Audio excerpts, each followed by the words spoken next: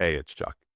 If you're a woman who's ever been told to let it go, be the bigger person, or do it for the family, and then you realize that the person who hurt you was never asked to do anything at all, then we need to talk because this one's for you.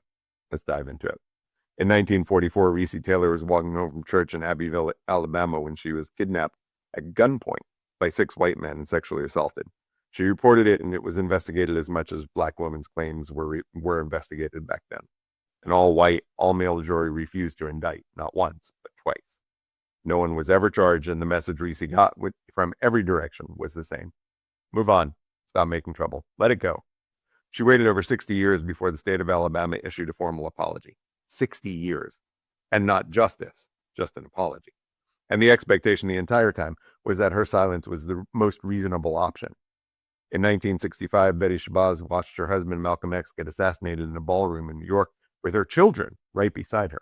She shielded them with her own body while gunshots were still being fired, and then the world expected her to grieve with composure, to represent something larger than her own devastation, to carry the legacy forward, raise 6 daughters alone, earn a doctorate, and do all of it without the kind of visible anger that would make people uncomfortable.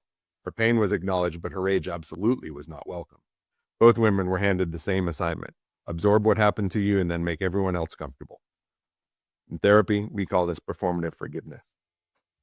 And it's probably one of the most damaging expectations placed on women. Here's how it works.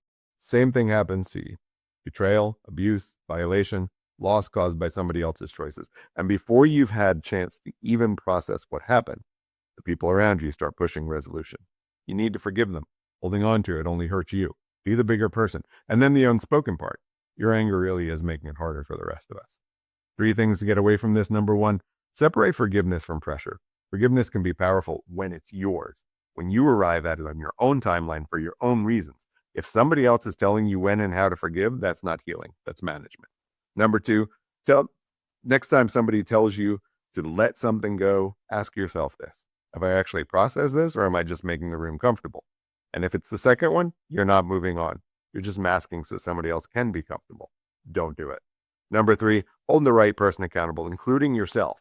If you've spent years forgiving people who never apologize, never change, and never faced a single consequence, then your pattern is just a habit of putting other people's comfort above your own. And you're allowed to stop doing that. You probably should stop doing that. You don't owe anybody forgiveness on their schedules. And the be the bigger person piece of things is not a healing strategy. It's a silencing one. I'm Chuck, the bald therapist. Work on you. Big no bullshit. Remember that you matter, and have a gentle rest of your day.